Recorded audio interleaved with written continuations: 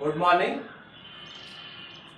Last day we discussed about the chapter The Rise of Nationalism in Europe. अब उस chapter में आगे बढ़ते हैं। उस चैप्टर की शुरुआत में दिया गया है इन 1848 एक फ्रेंच आर्टिस्ट थे फ्रेडरिक सोरे। फ्रेडरिक सोरे ने एक पेंटिंग ड्रा की और उसको नाम दिया डेमोक्रेटिक एंड सोशल रिपब्लिक। मतलब उन्होंने अपने इमेजिनरी थॉट को अपने पेंटिंग के थ्रू उतारा है। जैसा कि हमने लास्ट डे बताया था कि मोनार्की सिस्टम चल रहा था, डायनेस्टिक रूल्स चल रहा था, राजा का पुत्र ही राजा होता था, चाहे वो एबल हो, चाहे वो डेस्पोटिक नेचर का हो, चाहे वो डिक्टेटरशिप नेचर का हो, king son become a new king. लेकिन यहाँ पे ये पेंटिंग के थ्रू लोकतांत्रिक और सामाजिक गणतंत्र की बात करते हैं। मतलब जो सरकार चुनी जाए वो किसके थ्रू, जनता के थ्रू चुनी जाए और जनता को उसमें राइट्स हो, हक मिले। तो उन्होंने अपने पेंटिंग्स को कुछ पार्ट्स में डिवाइड किया है, सम 4 पार्ट्स ऑफ पेंटिंग। पहले पार्ट में उन्होंने दिखाया है कि स्टैचू ऑफ लिबर्टी, जो आमतौर पे अमेरिका का एक शांति का प्रतीक कहते हैं या वहां का एक बहुत ही फेमस स्टैचू है, उसमें उन्होंने दिखाया है कि एक महिला है जो एक मसाल एक हाथ में मसाल लिए हुए है, या टॉर्च लाइट उसे कहा जा सकता है। तो कहने का मतलब जो वो टॉर्च लाइट है वो केवल एक सिंपल लाइट नहीं है, इट्स अ थॉट ऑफ वो उम्मीद की एक किरण है। ठीक है, उसमें ये दिखाया गया है कि people of Europe and America offering homage to Statue of Liberty. मतलब वो जो आजादी की मूर्ति कह सकते हैं, स्वतंत्रता की जो मूर्ति है उसके प्रति वो समर्पित है। यानी नेशन जो है या वहां के जो लोग हैं वो चाहते हैं कि हमारे देश में भी विकास हो, शांति हो और एक नई शुरुआत हो। यानी they think about a state nation, a union territory, मतलब एक बड़ा राष्ट्र हो, उसकी एक सीमा हो, उसमें विकास के सारे अवसर उपलब्ध हो। और जो ये नेशनलिज्म के प्रति जो फीलिंग है, आपके देश के प्रति जो भावना है, इसी को नेशनलिज्म का नाम दिया गया है। यानी यूरोप और अमेरिका के लोग भी आजादी चाहते हैं और अपने देश को एक फ्री नेशन बनाना चाहते हैं।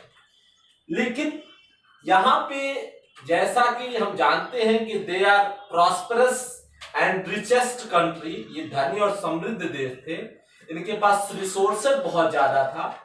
तो इनके यहाँ इंडस्ट्रियलाइजेशन भी तेजी से आया, इनके यहाँ एजुकेशनल एनवायरनमेंट भी अच्छा था, टेक्निकल डेवलपमेंट भी अच्छा था।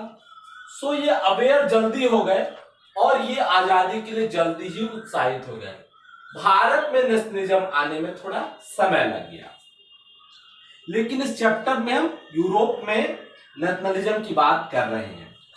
सेकेंड पार्ट जो पेंटिंग का है उसमें दिखाया गया है लिबर्टी ऑफ फीमेल फिगर। मतलब पहले क्या होता था कि औरतों को ज्यादा स्वतंत्रता नहीं थी, पहले तो उनको वोटिंग राइट्स भी नहीं थे। मतलब सरकार चुनने में एक स्त्री का, एक महिला का मत भी नहीं दिया जाता था।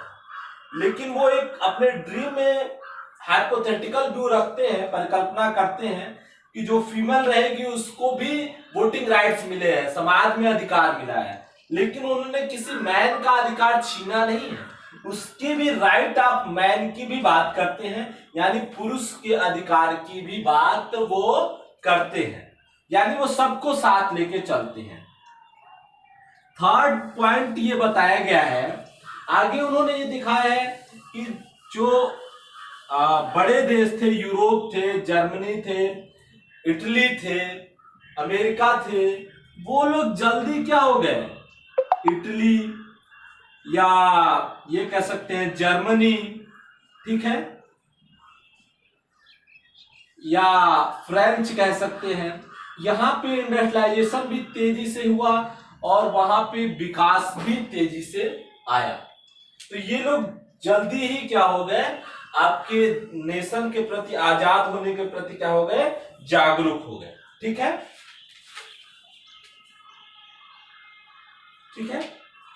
तो दे रहा है कि leading the procession of united nation Switzerland which led by in 1848 has become the nation state they follow the world like France, Germany, Austria, Poland, England, Ireland, Hungary and Russia.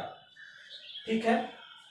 Fourth point है from the heaven of above cried said angel gaze upon the scene symbolization fraternity among the different nation of the world. और ये कहते हैं कि अगर एक अच्छे और स्वस्थ राष्ट्र की परिकल्पना करते हैं जहां दो राष्ट्रों के बीच फैटर्निटी की फीलिंग हो, मतलब बंधुत्व की भावना हो, आपस में सहयोग हो, व्यापार हो, विकास के अवसर की बात की जाए, तकनीकी ट्रांजैक्शन की बात की जाए, तो ये सबसे हम एक ब्यूटीफुल वर्ल्ड की परिकल्पना कर सकते हैं।